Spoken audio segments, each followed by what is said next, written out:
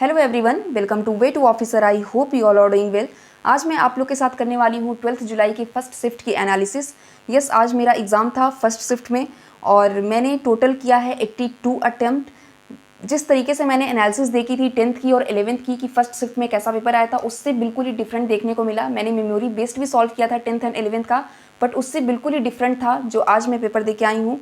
जिनका भी आज फर्स्ट शिफ्ट में रहा होगा वो इस चीज़ से रिलेट कर पाएंगे कि आज का क्वांट बहुत ज़्यादा डिफिकल्ट था, बहुत ज़्यादा कैलकुलेटिव था, बहुत लेंदी था। 20 क्वेश्चन भी बन पाना बहुत मुश्किल हो जा रहा था। राइट, सो फर्स्ट स्टार्ट करते हैं इंग्लिश से। तो सबसे पहले इंग्लिश सेक्शन खुलकर आया, तो जिस तरीके से मैंने सोचा था कि जिस तरीके से देख रही थी मैं एनालिसिस, उससे लग रहा था कि इंग्लिश बहुत ईजी आ रही है, एक बार में डुएबल है। बट यहाँ इंग्लिश ईजी नहीं थी, English was moderate. English moderate था, इसमें अच्छे से क्वेश्चन को पढ़ना पड़ रहा था, रीडिंग कंप्रहेंशन को बहुत अच्छे से पढ़कर उसका आंसर निकालना पड़ रहा था, क्योंकि ये डायरेक्ट क्वेश्चन नहीं आ रहे थे। पैरा जंबल आया हुआ था और पैरा जंबल में तो हाई चांस होते हैं कि आपकी एक्यूरेसी डाउन होती ही है। बहुत मुश्किल होता है कि उसमें 100% एक्यूरेसी बना कर रख पाना। तो एक तरीके से कह सकते हैं कि इंग्लिश काफ़ी मॉडरेट था as compare to previous shifts, जिस तरीके से मैंने एनालिसिस देखी थी। अब नेक्स्ट सेक्शन खुलकर आया था क्वांट। क्वांट बिल्कुल भी इजी नहीं था, ना ही मॉडरेट था, क्वांट डिफिकल्ट था। यस, क्वांट में 20 क्वेश्चन भी बन पाना बहुत ही मुश्किल लग रहा था कि मुश्किल से 20 क्वेश्चन बन जाए, वही बहुत बड़ी बात है। क्योंकि सबसे पहले तो कैसलेट डीआई खुलकर आया, तो वो काफ़ी डुएबल थी, वो इजी थी, वो एक बार में बन गई, कैसलेट डीआई हो गई। उसके बाद सबसे ज़्यादा जो प्रॉब्लम हुई वो हुई सिंप्लीफिकेशन में। आई थिंक सबको हुई होगी, क्योंकि सबने एक्सपेक्ट किया होता है ना कि सिंप्लीफिकेशन सबसे पहले करेंगे, 10 क्वेश्चन उसमें से निकाल लेंगे, उसके बाद आगे जाएंगे डीआई में या फिर क्वाड्रेटिक में, जैसे भी आए रहेंगे क्वेश्चन। राइट, तो सबके दिमाग में यही रहता है कि ज़्यादा से ज़्यादा क्या करेगा, अगर पेपर टफ बनाना होगा तो अर्थमेटिक को टफ कर देगा या फिर डीआई टफ कर देगा, सिंप्लीफिकेशन तो नहीं टफ करेगा। बट यहाँ पर सिंप्लीफिकेशन इतनी ज़्यादा कैलकुलेटिव थी कि आधा से ज़्यादा टाइम सिंप्लीफिकेशन करने में निकल गया। और ये एक ऐसा पार्ट होता है कि इसे आप स्किप भी नहीं करना चाहते हो, इसे ऐसा लगता है कि नहीं, अगर इसको स्किप किए तो आगे पता नहीं कैसे क्वेश्चन होंगे, आगे क्वेश्चन होंगे या नहीं हो पाएंगे। सो इसको बहुत से लोग, आई थिंक मैंने अभी तक जितना देखा है, बहुत से लोगों ने इसको स्किप नहीं किया था, सब कर रहे थे और बहुत लोग का टाइम इसमें वेस्ट हो गया। राइट, तो इसमें काफ़ी टाइम लगा, बहुत लेंदी थी, डेसिमल वाली सिंप्लीफिकेशन थी, बड़े बड़े कैलकुलेशन आए हुए थे, उसमें करना था। ये एक तरीके से कॉम्प्लेक्सिफिकेशन हो गया, जितना ही आप उसे सॉल्व करने जा रहे हो, सिंप्लीफाई कर रहे हो, उतना ही कॉम्प्लेक्स होता जा रहा था, उसे काटना बहुत मुश्किल हो रहा था, सिंप्लीफाई करना मुश्किल हो रहा था, तो बहुत डिफिकल्ट हो गया था इस तरीके से मैथ। अर्थमेटिक सही था, अर्थमेटिक ठीक ठाक था, कुछ क्वेश्चन डुएबल थे, आराम से हो गए थे। लास्ट की जो एक डीआई आई थी 5 नंबर की, वो डीआई काफ़ी सही थी, काफ़ी डुएबल थी।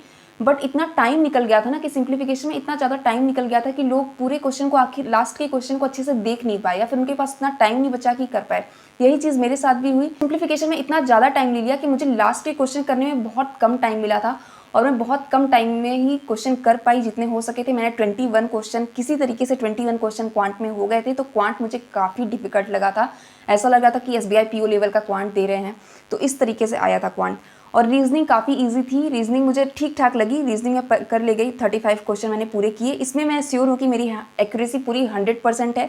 क्या होता है कि बहुत अनएक्सपेक्टेड से क्वेश्चन आ जाते हैं, अनएक्सपेक्टेड से पेपर आ जाते हैं, तो आप थोड़े से तो घबरा जाते हो वहाँ पर। तो ये चीज़ मेरे साथ हुई, तो हो सकता है कि मेरी एक्यूरेसी 96 टू 100 के बीच में हो, 96 या 98% के बीच में हो एक्यूरेसी क्वांट में। सो इस तरीके से मैंने टोटल अटेम्प्ट किए 82। एंड अगर सेटिस्फैक्शन की बात करूँ तो I am not satisfied with my performance, because क्या होता है कि जब आप पूरा सोच के जाते हो कि क्वांट आपकी स्ट्रॉन्ग है या आपकी रीजनिंग स्ट्रॉन्ग है, इंग्लिश स्ट्रॉन्ग है, तो आप उसमें अच्छा तो करोगे ही। जैसे मुझे पता है कि मेरी क्वांट एंड रीजनिंग स्ट्रॉन्ग है एज़ कम्पेयर टू इंग्लिश, तो मुझे ये था कि मैं कितना भी कम करूँगी क्वांट में तो 27 क्वेश्चन तो निकाल ही लूँगी। राइट, तो इस तरीके से दिमाग में एक माइंड मैप बना हुआ था। बट वहाँ पर क्वेश्चन ही मुश्किल से बन रहे थे, 21 क्वेश्चन करना ही इतना मुश्किल हो गया था कि किसी तरीके से 21 क्वेश्चन तक पहुँचे। सो इस तरीके से कह सकते हैं कि परफॉर्मेंस अपने अकॉर्डिंग नहीं होती तो उतना सेटिस्फैक्शन नहीं होता है। बट यस, ये भी नहीं कह सकते कि अभी से कट ऑफ प्रिडिक्ट करके बैठ जाएं कि यस मेरा नहीं हो पाएगा या हो जाएगा, अभी से कुछ भी नहीं कह सकते हैं। आगे कट ऑफ क्या होगी क्या नहीं, वो तो नॉर्मलाइजेशन होगा पूरा, तो पता चलेगा कि कट ऑफ कितनी जाएगी। बट अगर इस शिफ्ट को एनालिसिस करके देखा जाए तो कट ऑफ उतनी नहीं जानी चाहिए, कट ऑफ कम ही जानी चाहिए, क्योंकि शिफ्ट सच में काफ़ी हार्ड थी, काफ़ी अच्छा लेवल का क्वेश्चन आया हुआ था इसमें। सो इस तरीके से कह सकते हैं कि मेरा पेपर जो है ठीक ठाक हुआ है। बहुत ज़्यादा मैं कॉन्फिडेंट भी नहीं हूँ कि हाँ मेरा एकदम श्योर है कि मैं बिल्कुल मेरा कट ऑफ क्लियर होना है एकदम। मैंने 82 किया तो 82 पूरा सही है, ऐसा नहीं है। बट ये भी नहीं कह सकते कि मेरा क्लियर नहीं होगा। तो मेरा 80 एंड 20 का रेशियो है कि 80% यस हो सकता है क्लियर, 20% में कुछ भी हो सकता है। बट यहाँ पर क्या करना है, अगर आप लोग के साथ भी ऐसी चीज़ें हैं तो यहाँ पर हमें रुकना नहीं है, हमें मेंस की प्रिपरेशन करनी है। मेंस कल से स्टार्ट कर देना है, मेंस पूरी तरीके से मेंस स्टार्ट करना है, ये सोच के कि मैं इन हूँ, मुझे मेंस लिखना है। तो इस तरीके से मेंस की प्रिपरेशन आपको स्टार्ट कर देनी है, क्योंकि क्या होगा कि अगर आपका हो गया तो आपका मेंस प्रिपेयर रहेगा, अगर आपका नहीं हुआ, राइट, अगर नहीं भी होता है तो भी आपका मेंस प्रिपेयर रहेगा, क्योंकि आगे और भी एग्जाम है जिसमें आपको बहुत ज़्यादा बेनिफिट मिलेगा और आप उसमें इन हो जाओगे, राइट। सो यहाँ पर हम बिल्कुल भी इसको स्किप नहीं कर सकते कि मेरा पेपर ख़राब हो गया या फिर सेटिस्फैक्शन नहीं है मुझे, मैं बैठ जाऊँ इस तरीके से पढ़ाई लिखाई छोड़कर। तो ये चीज़ें नहीं करनी है, आपको मेंस की प्रिपरेशन स्टार्ट करनी है अपनी, और बिल्कुल एक्टिव रहना है, एनर्जी बना के रखनी है और ये सोचना है कि यस आई एम इन, मैं इन हूँ। आपको ये नहीं सोचना है। और सबसे प्लीज़ मैं आप लोगों से एक चीज़ कहना चाहूँगी कि कट ऑफ मत देखिएगा बैठकर कि कितनी कट ऑफ बता रहे हैं, कौन सा ऑर्गेनाइजेशन कितना कट ऑफ बता रहा है, सब लोग अपनी अलग अलग कट ऑफ प्रेडिक्ट करके निकालते हैं। तो कट ऑफ मत देखिए, कट ऑफ जब आएगी तो आपको खुद पता चल जाएगा कि आपका हुआ है या नहीं हुआ है, राइट।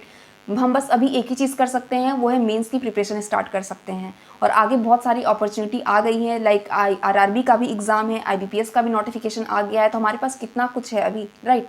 अभी लास्ट एग्जाम तो है नहीं, हमारे पास बहुत सारी अपॉर्चुनिटी है और हमें मेंस की प्रिपरेशन स्टार्ट करनी है। And yes, I will start my mains preparation from tomorrow. So मुझे बिल्कुल भी ये नहीं है, हाँ मैं सेटिस्फाई नहीं हूँ, मैं कह सकती हूँ, मैं झूठ नहीं बोलूँगी, मैं सेटिस्फाई नहीं हूँ बिल्कुल भी अपने परफॉर्मेंस से। मैं इससे अच्छा कर सकती थी, बट हाँ मैंने अपना बेस्ट दिया है, मुझे जितना हो सकता था मैंने वहाँ पर कोशिश की अपना करने की। आगे क्या होगा देखा जाएगा, बट अपना मेंस का प्रिपरेशन स्टार्ट करना है। मैं करूँगी, मेंस का प्रिपरेशन स्टार्ट करूँगी अपना, और अच्छे से प्रिपेयर करना है ये सोच के कि मैं इन हो गई हूँ, राइट। सो इस तरीके से आगे देखेंगे। और आपका कैसा स्कोर रहा, आपका क्या एक्सपीरियंस रहा, आपका कितना अटेम्प्ट रहा, किस सेक्शन में कितना रहा, तो प्लीज़ आप शेयर करिएगा, ओके। अपनी पढ़ाई अच्छे से करते रहिए, जैसे अभी तक करते आ रहे थे उस तरीके से, उससे दुगनी करना है, उससे डबल करना है अपनी पढ़ाई, राइट। और इस तरीके से अपनी पढ़ाई को स्टार्ट कर, अपने प्रिपरेशन को इसी तरीके से कंटिन्यू रखना है हमें। सो यस, मिलते हैं नेक्स्ट वीडियो में। Till then like share subscribe and best of luck.